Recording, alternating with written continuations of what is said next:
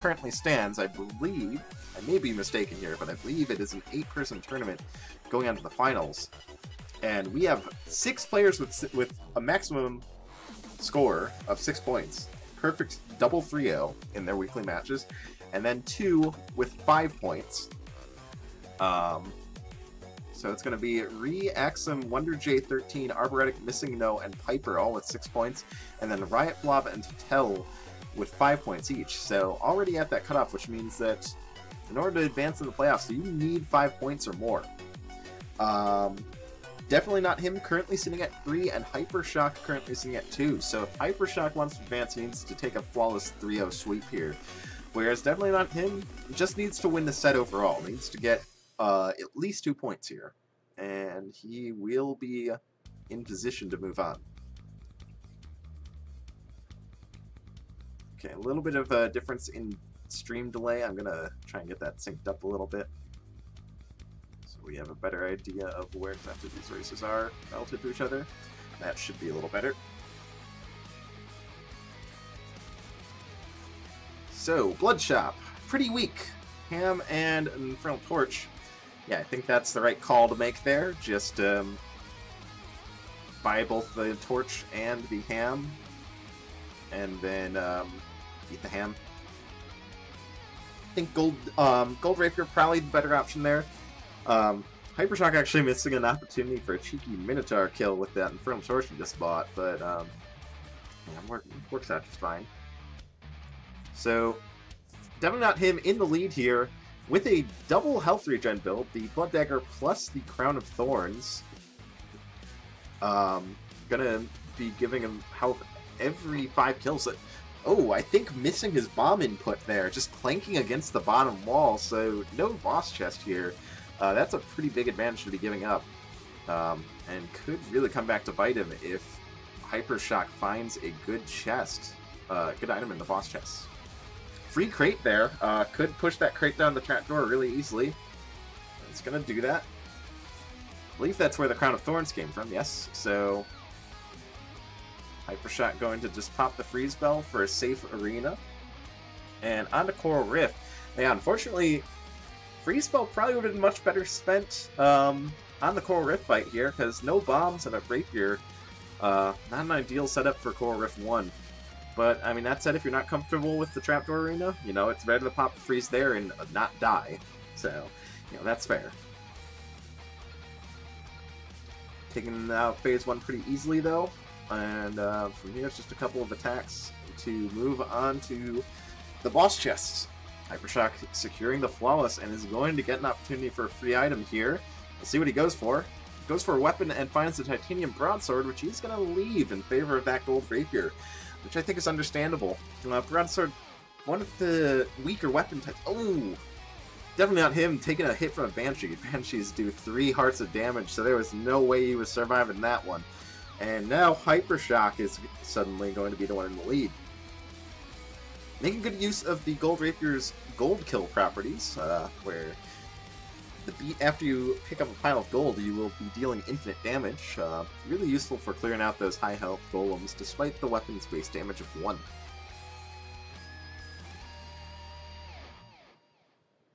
Good use of the Infernal Torch there. Infernal Torch fires out a greater fireball whenever you dig out a wall torch. Greater fireballs do, I believe it's 7 damage? 7 or 8 damage. So, yeah, gonna one-shot those golems. Taking the time to get his Lucky Charm here, which is going to make the rest of this arena really easy.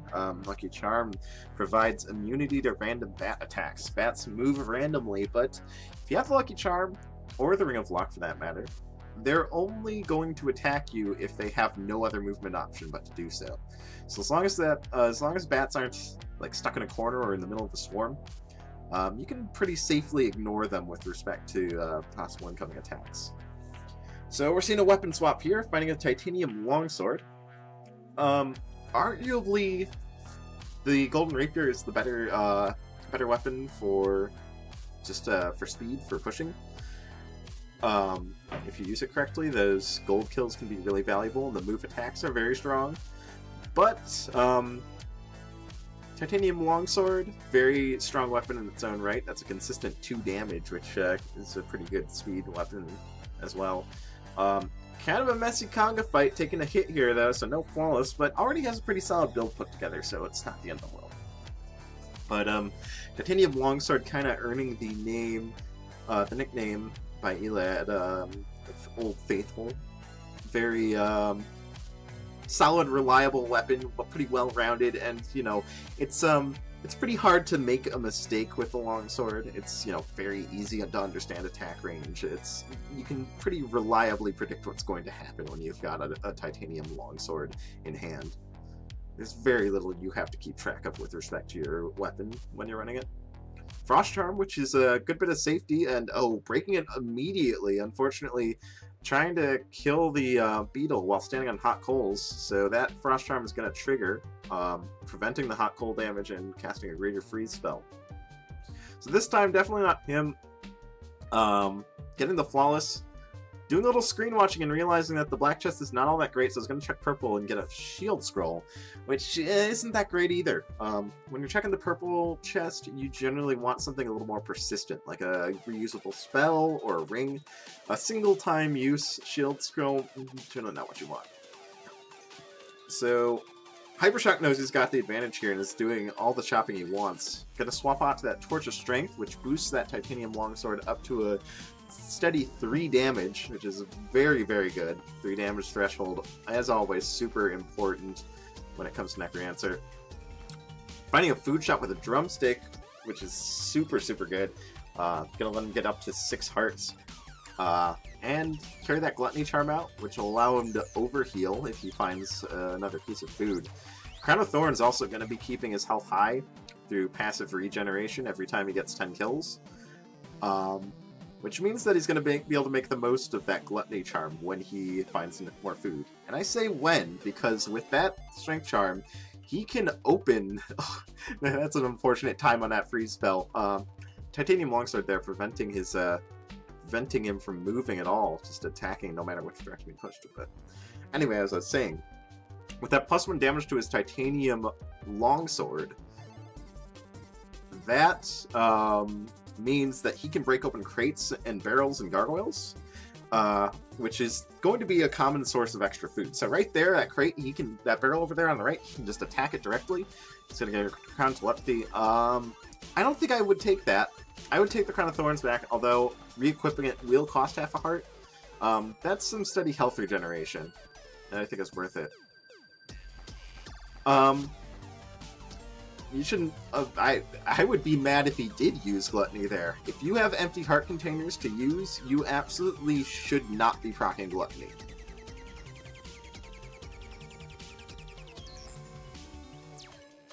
So Shrine of Peace there doesn't really serve any purpose.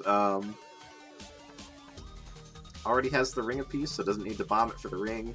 Doesn't want to give up this Titanium Longsword by using the shrine, so just gonna stick with it. Spiked Ears, the headgear that Hypershock eventually elected to stick with, is +2 damage, which means that is a 5 damage longsword. Gonna be able to one-shot golems with that.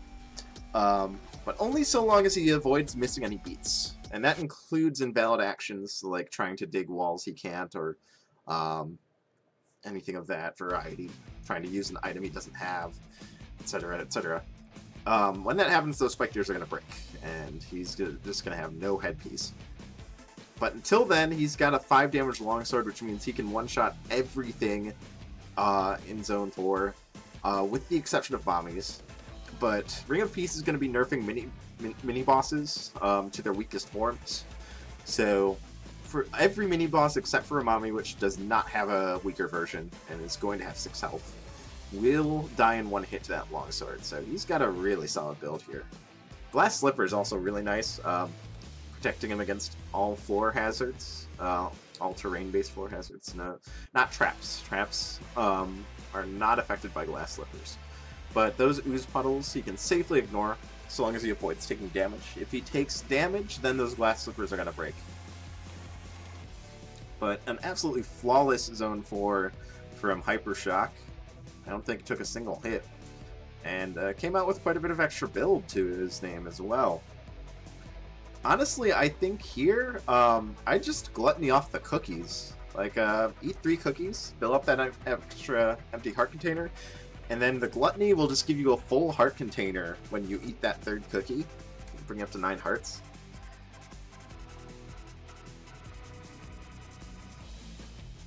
Yeah, ogres have 5 HP, so that would die as well. And now he even has Shovel Strength, so that is a 6 damage longsword. Going to be killing everything that he'll see here in one shot, provided it's not armored or shielded like orcs. Oh, but dropping a beat there, so losing the spiked ears, so that's back down to a 4 damage longsword. That said, in Zone 5, there are no mommies, there are no ogres, so I believe he'll still be one-shotting everything. So, not actually a loss at all for him. Definitely not him, making a pretty good pushback here. Onto Zone 3 with the Titanium Longsword, Ring of Peace, and Crown of Thorns. But it is a pretty large lead. I'd even say impossible to catch up unless Hypershock takes a death. It's 5-3 versus 3-1 over a 2-zone difference. And yeah, definitely not him. Also swapping to the Blood Flail, which I don't think I agree with. Titanium Longsword probably going to let you push a little harder, unless you're doing some really precarious strats of intentionally hitting yourself down to half a heart and getting the infinite damage on the Blood Flail. But that's going to be really hard to do with that Crown of Thorns, making doubling the regeneration rate. Those two combine to give you a heal every 5 kills, so intentional blood damage strats aren't going to work out. Earth spell strats for Hypershock going a little off the rails, but rerouting it, getting it taken care of, and maintaining the flawless, going up to full HP. Gonna take the bomb spell, definitely the right call there. Has the health to do some blood bombs, so can skip phase 1 of this fight by bombing through the stage. Only had 1 physical bomb, so it was gonna be hard to kind of hard to bomb through the stage without doing the button puzzles, and by kind of hard I mean impossible. He needs those blood bombs, and there you go. There's a blood bomb cast, costing him a heart and a half. But when you've got 8 hearts, that's not too big of a cost, especially when it's combined with armor. You're not too worried about needing all of that health when you've got obsidian armor protecting it.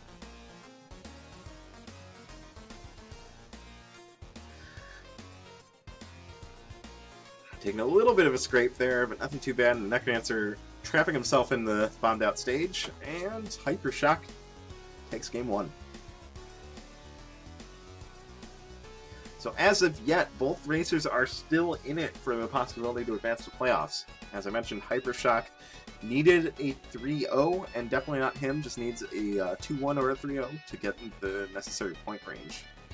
So, still good for either racer, but the outcome of this race is going to mean one racer is going to lose the opportunity to advance.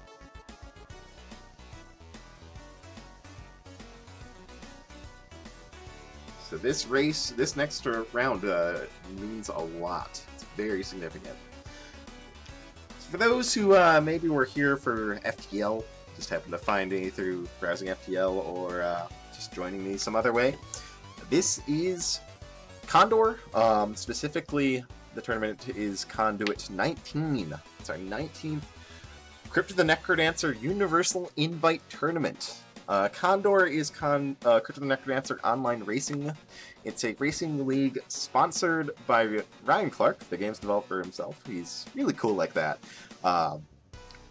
Giving us prize money to hold tournaments, which are really exciting and a lot of fun.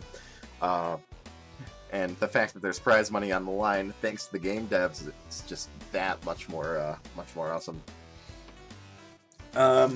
So anyway, Crypt of the Necrodancer Online, or Universal Invite Tournament, or CoNDUIT, which is what this event is kind of meant to be the entry-level, lower division tournaments for Crypt of the Necrodancer. It's generally meant for players who can fairly consistently beat the game, but not necessarily particularly fast. The bar for entry is pretty low. You just have to complete 3 races on our Discord server. But yeah, as long as you can complete the game fairly consistently, you're pretty good to enter this tournament. And so, open entry, keep your eyes peeled. If it's racing cryptocurrency ever seems appealing to you, and definitely not him. Really lucking out there. The red dragon trampled open an urn for him. Well, that said, he did have the battle shovel, so could have opened it himself. And is gonna get a ham, freeze spell, and a rifle. Rifle, a pretty strong weapon, a little tricky to use though. It's a 3 damage, infinite range, piercing weapon, but it needs to be loaded before it fires. If you don't load it, then it's just a 1 damage basic melee attack, no piercing or anything. It's pretty weak when it's unloaded, but when it's loaded, it's extremely powerful and can clear out large swarms really quickly, just like that. Definitely not him, just blasting through that swarm, killing that red dragon really easily. Kind of sniping out the leprechaun too. Hypershock actually in pretty dire straits here. Very low health. Anything's gonna kill him in 1 more hit. And he's just rocking a gold staff. And oh, I think just kind of did things in the wrong order there. I think he was looking to use the battle shovel to one-shot the skeleton, but did in the wrong order, attacked the skeleton, and then went, oh wait, I can battle shovel, and went to dig, but that's when the skeleton's gonna move. And so down he goes. Gold staff over a rifle? That seems wrong to me. Not a choice I would agree with. The 3 damage piercing shot is extremely powerful, but 1 damage staff shot is not all that great. That said, there's a food shop with a ham. Really nice, especially since he's already got that ham. Killing the shopkeeper for that gluttony charm is going to let him overheal and gain lots of health.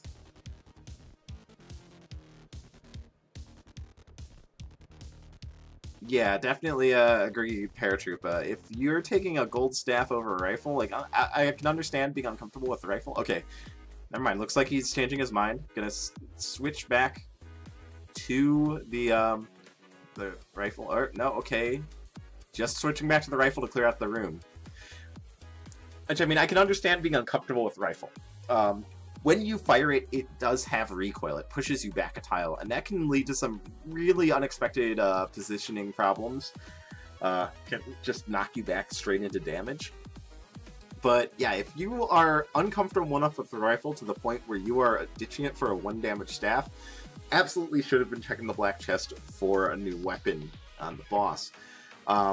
Which, by the way, as it turns out, I mean, it turns out that the black chest was pretty bad. Hypershock getting it, and it's a blood flail. 1 damage flail. At least if you're going to be stuck on a 1 damage weapon, flail is one of the ones you would probably want it to be. Flail has that inherent knockback effect, and that lets you pin enemies to the wall. Really wail into them.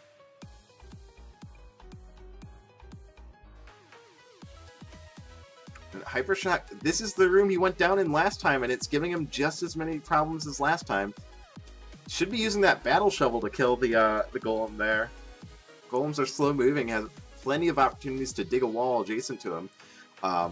Battle shovel, for those who are not familiar with it, it is a new DLC item after all. Is a level 2 shovel, so same dig strength as titanium shovel, but when you dig, you will deal infinite damage on the next beat. So, very useful. Definitely not him still on this staff, and getting kind of trolled, shooting through an elemental and hitting a spirit, which then teleported around behind him and hit him while he was trying to kill off the elemental. Snowbro keeping definitely not him safe from that Banshee, and also definitely not him finding armor, which is really good for him. Having a ton of health is good and all, but if you don't have armor to protect that health, it's not going to last very long. But Chainmail going to reduce all incoming damage by 1 heart, so that's very good. And Hypershock Ooh, really lucking out with this black chest here. I think definitely not. Oh no! Dropping multiplier as soon as he starts the floor, not realizing it, trying to lunge into that skeleton and only having 1 damage. That is huge. That is going to open the door for definitely not him to really just play this safe and close this out.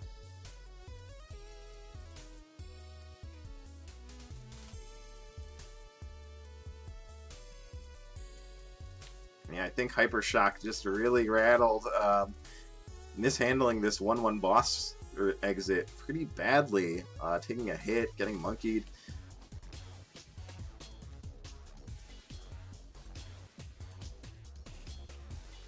And yeah, meantime, definitely not him has swapped off to a titanium longsword, which, as I've already described, is, you know, it's a pretty safe, reliable weapon.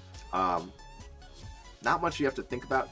Oh, and very good use of this staff, the holstered gold staff. Using the shot from the staff to hit the head and immediately start phase 2 of the Coral Rift fight. Very nicely done on not him side, and yeah, Hypershock going down in 1-3. I think really rattled about the deaths he's taken this round so far. Hypershock really not looking like he's playing himself here. Ooh, kind of walking into a bomb damage there. Chainmail gonna lessen the impact a little bit, reduce it to 1 heart. Another opportunity to walk right into another bomb. The bomber in the exact position to hit him if he walks through that wall immediately after digging it.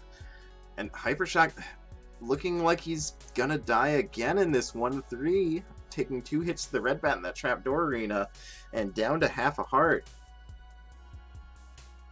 Not him should probably consider eating that ham. Is missing 4 hearts right now, and yeah, okay, they're gonna pop the ham to take the free scroll with, and Hypershock going down in 1-3 again.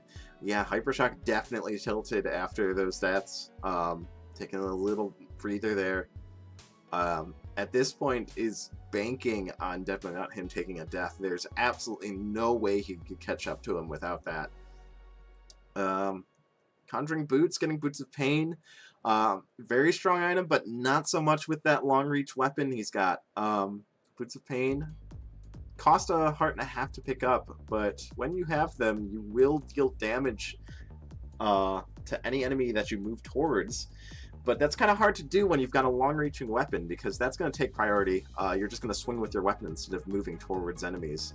So, only way that pain is going to proc is with with bounce traps or with something like a wing mage pulling the player towards them. Ooh, getting 3D tripped up here. Confusion spell kicking in from that Lich. Reverses your inputs and can make it pretty hard to navigate. Wisely avoiding these ooze puddles. Boots of Pain do not protect against ooze, so yeah, want to be very careful against around them. Ooze, while you're on it, if you don't have boots that protect against it, they inflict the shrunken status, which prevents you from attacking or digging and doubles your damage intake. Definitely not him stream, kind of lagging out for a bit there, but it looks like he's on to Conga 4, finishing off that 4-3 securely. And should probably freeze Conga here to prevent him from teleporting, but well, Conga's just going to walk into the bomb and finish himself off, so that works as well. Maintaining this flawless, checking the red chest and getting a grenade charm. Now that's pretty interesting. Grenade charm gives 3 bombs on pickup, which is really useful for definitely not him, because you want those bombs for the end game.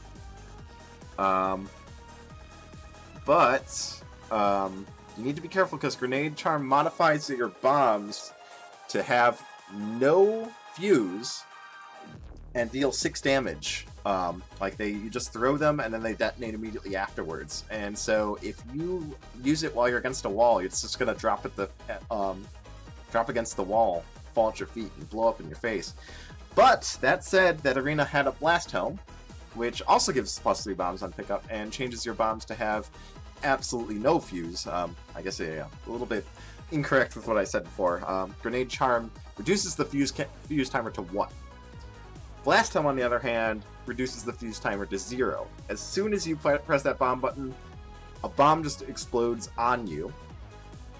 And the Blast Helm also inherently prevents you from taking any explosive damage. So bombs just become an instant detonation, self-centered AoE. It's a really good panic button. And so now that is going to eliminate the risk of blowing himself up with grenades, because they're just always going to be safe to use. The one exception is in the Necromancer fight, he needs to make sure that Dorian isn't next to Cadence when he detonates a bomb, because that will instantly blow up on Dorian and hurt him a whole lot.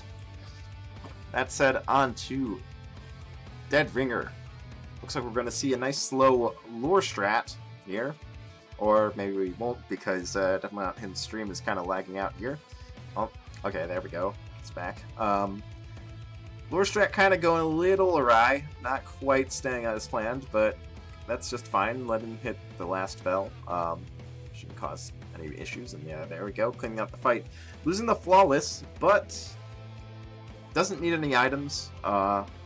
And, you know, still has high health, so that is just fine. So 5 bombs, and Blast Helm is going to let him demolish this stage really easily.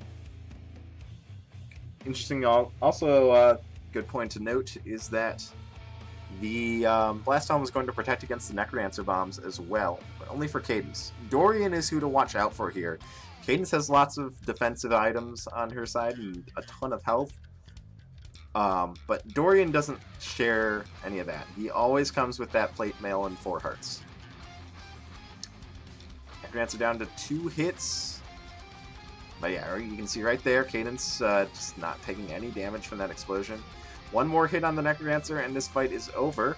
And there it is. Definitely not him taking game 2. And it looks like I accidentally reset the timer at some point. Did I rebind backspace? No. I guess I just forgot to start the timer. My bad.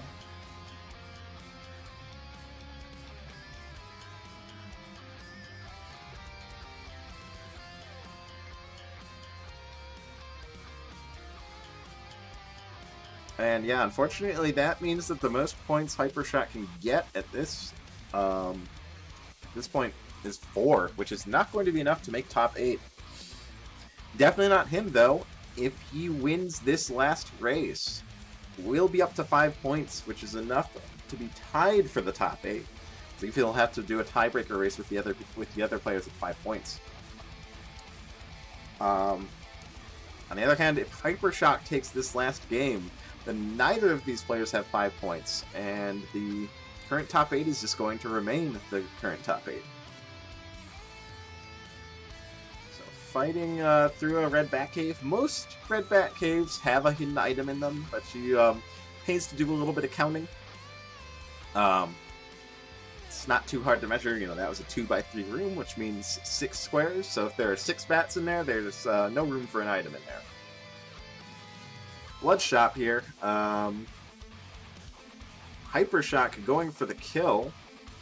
Oh, and definitely not him gonna reset. I think realizing that yeah, it'd be good to have all of that, and is going to go for the kill as well. So Golden Axe, which axes are very strong, although that's not quite how you want to use it. Hypershock kind of lunging into the bat could have potentially taken a Dire Bat Chomp, which Helm would have reduced to 1 heart of damage, but still not what you want to be doing. Torch of Walls is very strong, gives you partial mapping, highlights all the walls on the floor. And you can generally deduce where the exit is based on that. So, definitely not him. Actually, no, just resetting for the Gold Axe and Shopkeeper. Hypershock digging into that, checking for... Wow! Was that intentional? Because that was one of the most ridiculous Leprechaun kills I've ever seen. Just weaving him through that trap room. If that Leprechaun stepped on a spike trap, then it's a dead Leprechaun, and it's not dropping a Lucky Charm, but absolutely crazy Leprechaun manipulation there to keep him alive and secure the kill. And yeah, Shopkeeper broke, picking up the gold, procking the gold kill to one-shot the Leprechaun after that first hit. That was... that is one of the most impressive things I've ever seen in a race. Not gonna lie. Yeah, I have no idea if that was on purpose, but either way, it was amazing. Ring of Peace pickup. Very solid find.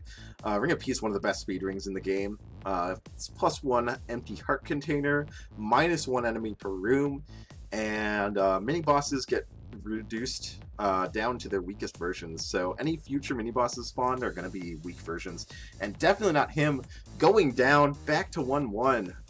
Definitely not him. I has yet to see the first boss, which Hypershock is now seeing after taking a pretty leisurely stroll through Zone 1. 2.5 minutes to get to the first boss.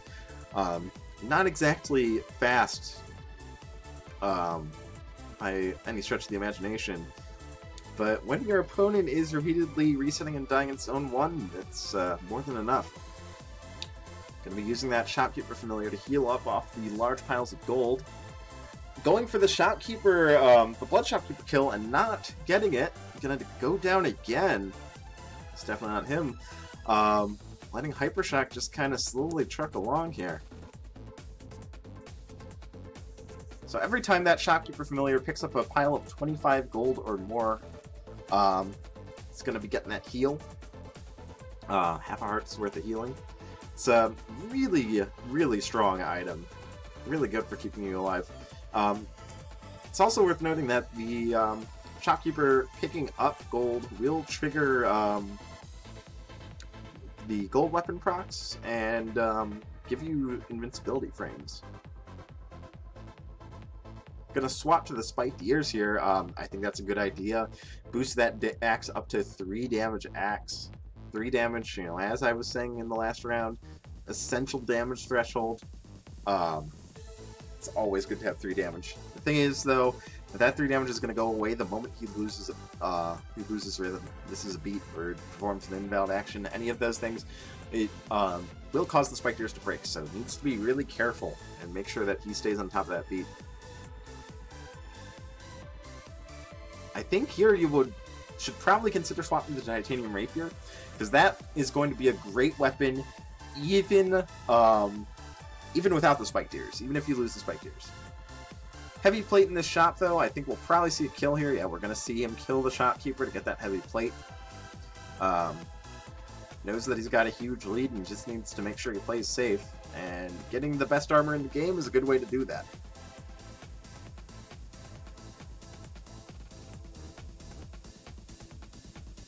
But use the Battle Shovel to one-shot those tanky 7 health golems.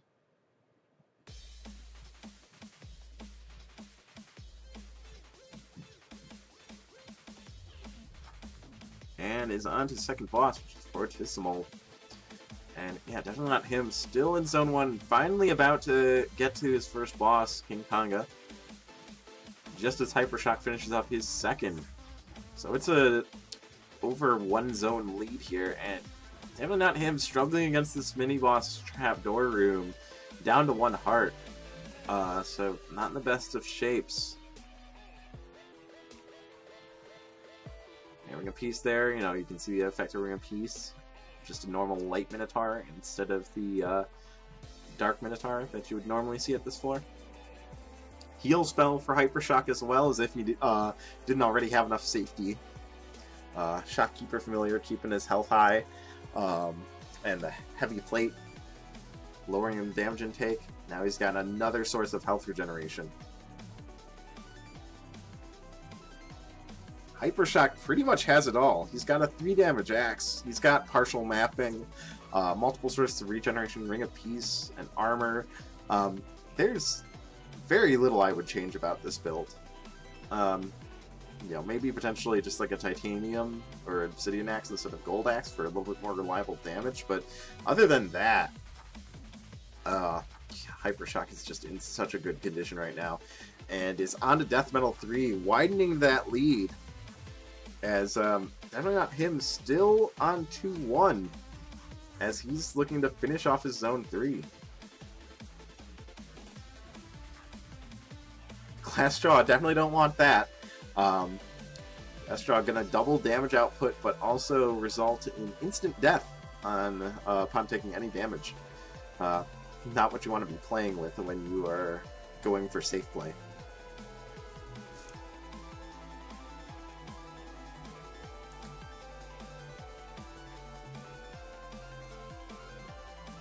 So not him finding that same heavy plate, gonna be doing the same shot keep kill here.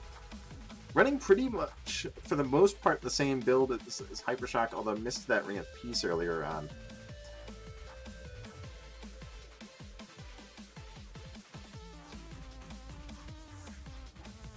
Making good use of the gold kill mechanic on that golden axe to just plow through that exit room. 12 bombs to Hypershock's name. Certainly no concerns about being short on bombs upon reaching the Necromancer fight.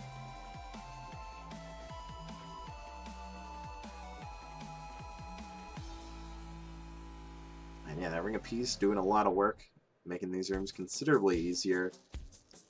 Pretty light enemy presence in every room. And gonna be looking to clear out 4-2 now. Ooh, dodging that ogre swing.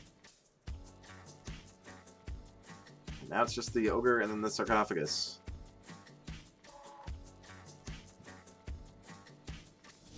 Ooh, getting tripped up by this teleport. Walking into some face damage from the Blade Master, but heal spell is on deck. Finding a Dove Familiar, so not gonna use that. Unfortunately, taking a Pixie is gonna be really hard to do with this setup. He doesn't want to just waste beats and wait for the Pixie to hit him, because that would mean breaking his spiked ears. The Dove Familiar on the south is gonna teleport Pixies away. Oh! Accidentally clanking the shovel against the tier 3 wall there. That's going to count as an invalid action and break the spiked ears. So it is now a 1 damage axe, with the exception of the battle shovel and the gold procs from the fact that it's a golden axe. So there's still ways to do extra damage, but not having a base 3 damage is going to be make things a little difficult, especially in this Deep Blues fight. And also, yeah, looks like Definitely Not Him as well has broken their spiked ears, but has found a Strength Charm. So that's a +1 damage, so it's at least a 2 damage axe. But, I mean, Hypershock finishing up Deep Blues and moving on to Zone 5, and Definitely Not Him still in Zone 3. Okay, so I see where the Strength Charm came from. The Strength Charm came from the Boss Shrine, which gives you 2 mini-bosses every floor, but also gives you the choice of 1 of 3 randomly selected items, and if you bomb the shrine after using it, it gives you a Strength Charm. So that's going to be where Definitely Not Him picked that up. The Strength Charm being definitely the most valuable aspect of the Boss Shrine. So Definitely Not Him doing his best to push, clearing out Death Metal 3, starting Zone 4, but it's still over a zone behind Hypershock, who's despite having the only 1 damage axe, is pushing pretty hard. Has enough safety though and alternate damage methods that he can pretty comfortably keep this push going. Could check that for a potential food shop. Don't believe he's seen it yet. Yeah, it looks like he wants to do that. And it is his food shop, and it's a pretty good one. Drumstick, gonna get him up to 8 hearts. When combined with those 2 empty hearts, he's actually going to be at the max possible health of 10. 2 cursed hearts in the back. Could have bought those instead and then used the heal spell to uncurse them. But doesn't really matter either way. He's pretty close to indestructible here. Heavy plate reducing all incoming damage by 2 hearts. Only thing that's going to be hitting him from more than half a heart are blue and red dragons and Dead Ringer and Necromancer bombs. Everything else is 2.5 hearts or less, so we'll be doing the same amount of damage. Kind of having troubles against this Cold Electric Mage is pretty tricky to deal with when you only have 1 damage. Eventually clears it out though, and now Metronome is gone, and it's on to Deadringer. Oh yeah, Earth Dragon's also stopped for 3, yeah, that's correct. Basically any non-green dragon is what I was going for.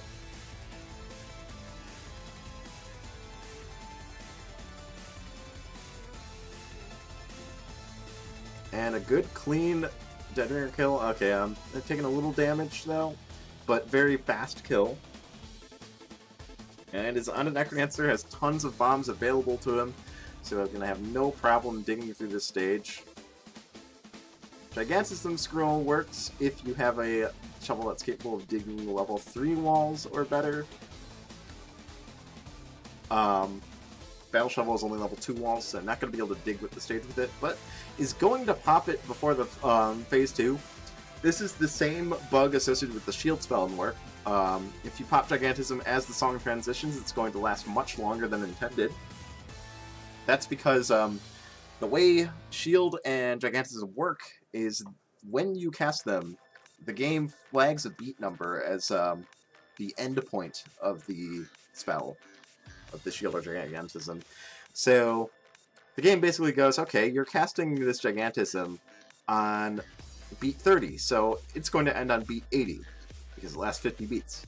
But then you transition to a new song, and the beat counter resets to beat 0, but it still is set to end on beat 80, so it lasts, 80 beats instead of 50.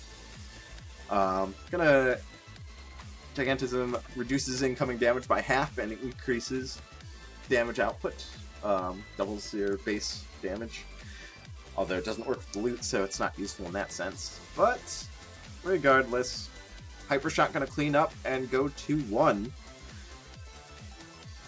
Just kind of bringing definitely not him down with him, because both of these racers now finishing with 4 points.